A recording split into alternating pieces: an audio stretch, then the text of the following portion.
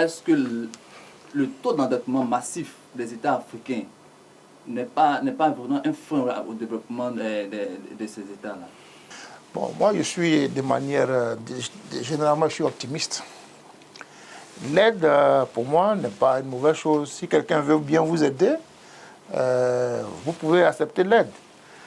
Vous en discutez les conditions. Si les conditions vous sied, vous acceptez l'aide. Si les conditions ne vous sied pas, vous ne l'acceptez pas. Donc, c'est pas l'aide, comme vous l'avez dit, c'est pas forcé. Voilà, vous n'êtes pas obligé d'accepter l'aide. Mais si vous l'acceptez, bon, ça veut dire que vous êtes en conformité avec les conditions de cette aide-là. Donc, normalement, s'il y a une aide, ça veut dire que vous en avez besoin. C'est pour ça qu'on vous a fait cette aide-là. Donc, bon, en principe, ça ne devrait pas être un problème. De toute façon, tous les pays du monde, à un moment donné de leur vie, ont reçu de l'aide, quelque part. Vous savez bien qu'après la Deuxième Guerre mondiale, l'Europe, qui est aujourd'hui l'une des puissances dominantes, a reçu beaucoup d'aide de la part des États-Unis. On a le fameux plan Marshall que tout le monde connaît. Donc, l'aide en soi n'est pas une mauvaise chose. Et vous couplez ça avec la question de la dette. Bien évidemment, la dette, effectivement, n'est pas aussi une mauvaise chose. La dette, même en anglais, on appelle la dette leverage. C'est-à-dire qu'on peut traduire ça en français en disant levier, l'effet de levier. Donc, un effet de levier, c'est quoi? C'est quelque chose qui vous permet de catapulter quelque chose plus loin. Voilà. Donc, la dette vous permet de catapulter vos ressources, vos actifs, votre développement à une vitesse plus importante. Voyez? Mais seulement, il faut que ça soit bien géré, que ça soit bien utilisé. Voilà. Pour que justement cet effet de levier puisse avoir un résultat vertueux, il faut que ça soit bien utilisé. Voilà. Donc, si c'est bien utilisé, c'est un effet, je dirais, de cercle vertueux. Si c'est mal utilisé, alors c'est un effet de cercle vicieux. Et c'est ça qui peut être dommageable pour l'économie.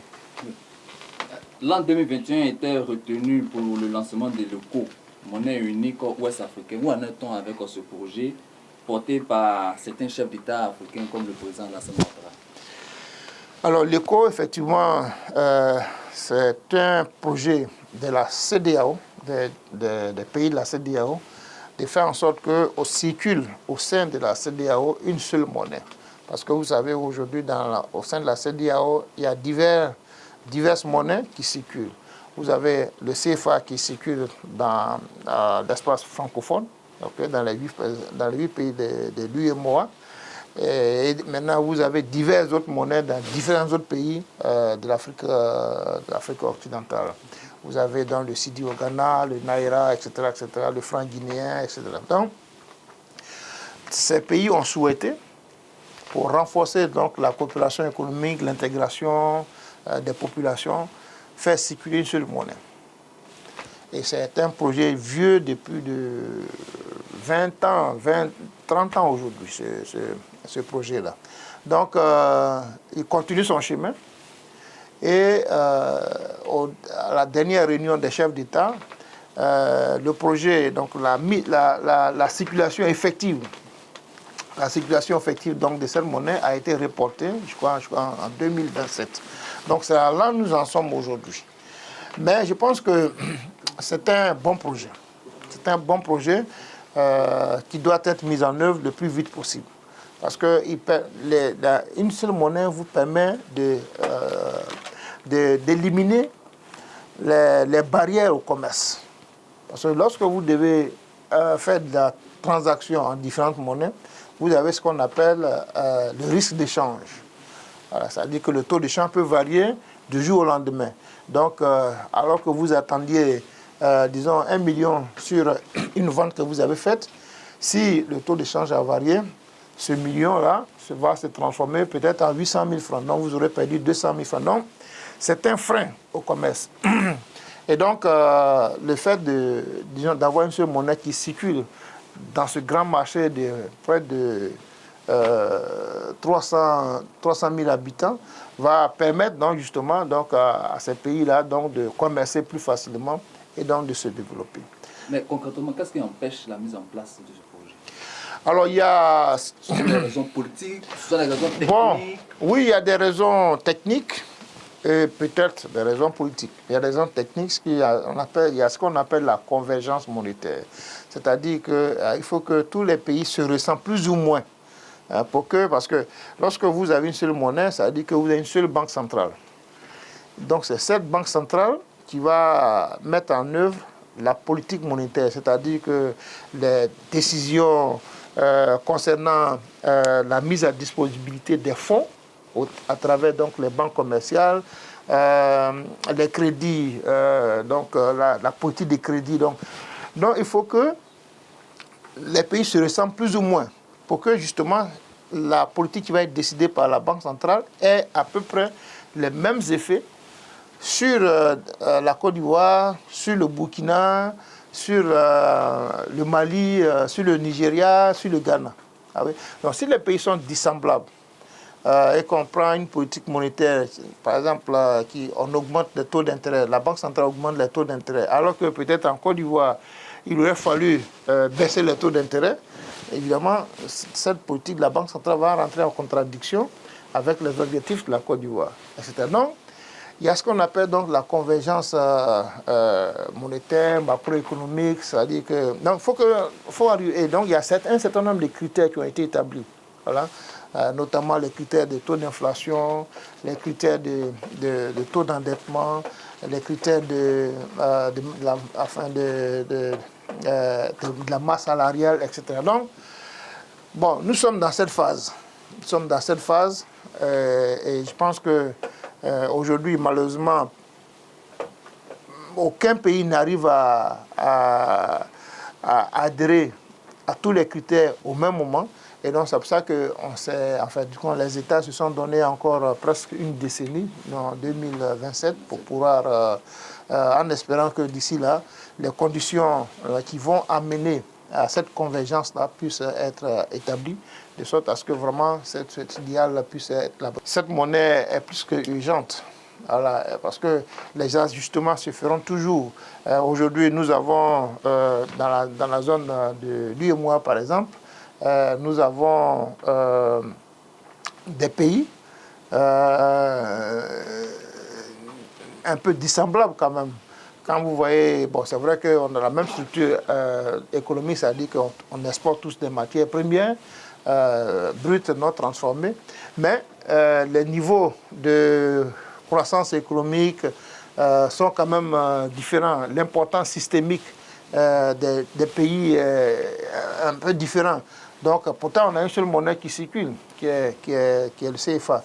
Donc, je pense que ce serait bien de faire circuler l'éco le plus vite possible, quitte à corriger éventuellement les dissemblants qui peuvent avoir lieu au fur et à mesure. Mais je pense que c'est un puissant moyen d'intégration, c'est un puissant moyen de développement économique et plus il tarde, moins on a des chances donc, de voir donc, ce développement que nous appelons de nos voeux. Pour finir, M. Libi, croyez-vous à une souveraineté monétaire des États africains? Je dirais même que la souveraineté est relative. La souveraineté est relative parce que la monnaie dépend, l'évolution de la monnaie dépend des États, mais aussi des marchés financiers. L'évolution du taux d'intérêt va dépendre donc de l'état des actions de l'État et des marchés financiers. Donc, dès lors que l'évolution du taux d'intérêt ne dépend pas totalement et absolument d'un État, on ne peut pas dire que cet État est souverain sur le taux d'échange. Ouais. Donc, c'est pour ça qu'il faut être circonspect devant ces thèmes-là, la souveraineté monétaire. Nous sommes aujourd'hui sur un marché qui est globalisé, voilà, où les décisions des uns impactent les autres. Voilà, donc il est difficile de parler dans ces conditions-là de souveraineté monétaire. Maintenant, si vous dites que, est-ce qu'on peut faire une politique monétaire? Est-ce que les États peuvent faire une politique monétaire? J'ai dit oui. Tous les États du monde peuvent faire des politiques monétaires. Même nous autres qui sommes dans un système d'arrimage avec l'euro, nous pouvons parfaitement faire notre politique monétaire. il y a des conditions. Par exemple, tant que nous sommes dans un régime d'échange fixe, tant que nous avons suffisamment de réserves d'échange pour assurer, parce que les réserves d'échange, c'est ce qui permet donc d'acheter à l'étranger, de faire les transferts à l'étranger, de payer les services, la dette, etc. Ouais. Donc, j'avais dit tout à l'heure que l'économie ivoirienne était tirée par l'investissement étranger. Donc, ces investisseurs étrangers, lorsque advient l'heure de payer les dividendes, il faut qu'il y ait suffisamment de réserves pour payer les dividendes. Ouais. Donc, tant que vous avez suffisamment de réserves d'échange pour faire un certain nombre d'opérations internationales, rien ne vous empêche de faire votre politique monétaire. Si vous voulez accroître la masse monétaire dans le pays, vous pouvez le faire. Si vous voulez réduire la masse monétaire dans le pays, vous pouvez le faire. Il suffit juste, comme je viens de dire, que vous soyez capable de faire que votre économie continue d'être, d'être opérationnelle dans l'économie mondiale, notamment avec la suffisance des réserves d'échange. Donc voilà, sinon personne n'empêche un autre pays de mettre en place les instruments monétaires qui lui sied à un moment donné de l'évolution de son pays. Donc, vous avez bien fait de poser la question, parce que souvent, on parle de souveraineté monétaire en disant oui, mais le franc CFA est fabriqué en France. Voilà.